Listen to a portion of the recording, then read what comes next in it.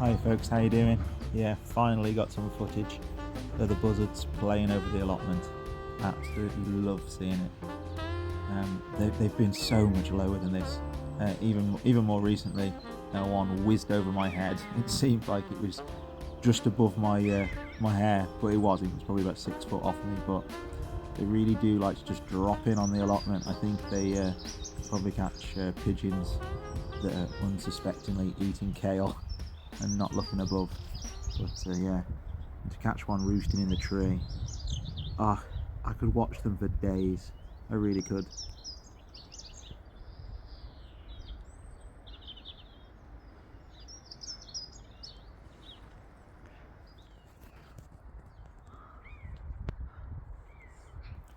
I do really enjoy these mornings down the allotment. Yeah, it's just nice, clean and crisp, isn't it?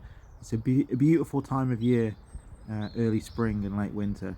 And this was from a few weeks ago, but it was one of the days when I just popped down the plot and I wanted to have a fire, make myself a little bit of biochar. I like to do that every now and again using the stems from like the grapevine and the apple trees and stuff. But also I like to practice firelighting. Used to be a scout leader. Obviously, you know, I'm a bit of a prepper, and also I like bushcraft, so I think it's important to hone our skills. And as I've gone back to basics with the allotment this year, I'm growing, you know, potatoes, cabbages, carrots and stuff, things we need as times get hard and the world gets a little bit less safe. I thought it's really good to just practice some skills again. And so yeah, all I had was a lighter and some newspaper, and I went foraging around the plot and I found some bindweed. Some bindweed, and all you do is this: you simply roll up small, almost like cigarette paper sized bits of newspaper, twist them and tie them into a knot. Make yourself essentially a bird's nest with some bindweed. Put your little paper eggs inside, and yeah, it's a real simple way of lighting a fire because it involves a bit of fire management. You have to be around the fire. You have to put the right sticks on at the right time. But it's really surprising just how flammable things like bindweed are.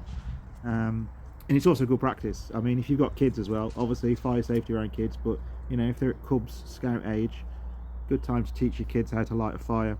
I was talking to friends of ours a few weeks ago, and I said, I bet there was a lot of people in Ukraine that never knew how to light a fire.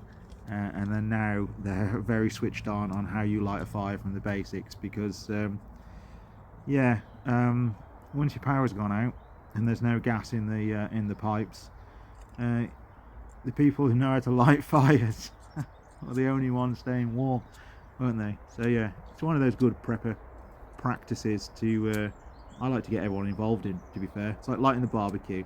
Next time you have a barbecue at home, get your kids out there, show them how to light the barbecue, show them how to do it. You never know, that might come in handy. You hope it never does, but you never know, it might come in handy for them at some point in their life. They know how to light a fire, keep themselves warm, boil some water, cook some food. Anyway, I'm going to shut for a bit and you can just watch this.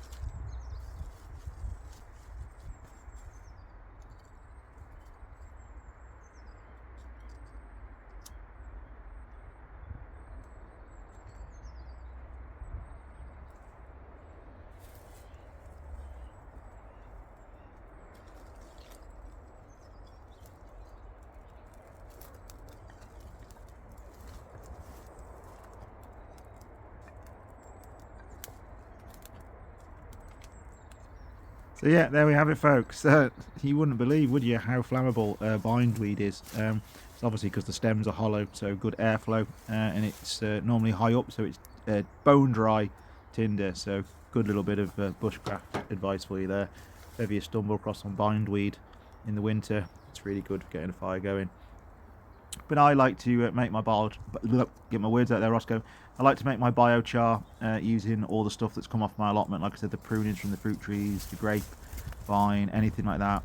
And biochar, I'm essentially burning it, but obviously the embers I'm putting out, so I don't let it burn to ash. You get a really nice hot fire, you get loads of charcoal, loads of embers, and then you essentially extinguish it, and then you bury that charcoal in your raised beds in your garden, and it's really, really good for microorganisms to getting inside the charcoal, because there's like trillions of porous holes, and they like colonize it, and you end up with really healthy soil. And then eventually over time, you know, because it takes a while to break down, because obviously it's charcoal, it just basically helps populate all the good microorganisms in that area, and it just helps with the mycelium and the soil structure and all that stuff, which is far too complicated for my brain, but is essentially the internet of the soil.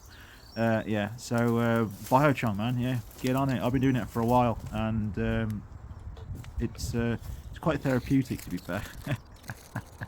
In fact, it's very therapeutic, and I found that because I do a lot of composting, I don't burn. Excuse me. I found that because I do a lot of composting and I don't burn much stuff anymore, that, you know, having a nice little fire every now and again, just to make the biochar, I don't know, it's almost like caveman-like, isn't it? It really is.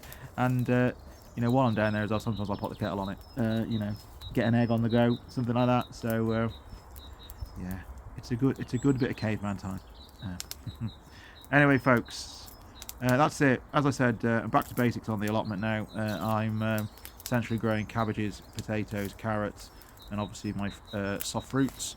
If you want to find out more, obviously I've got a new channel now called The Nature Gardener.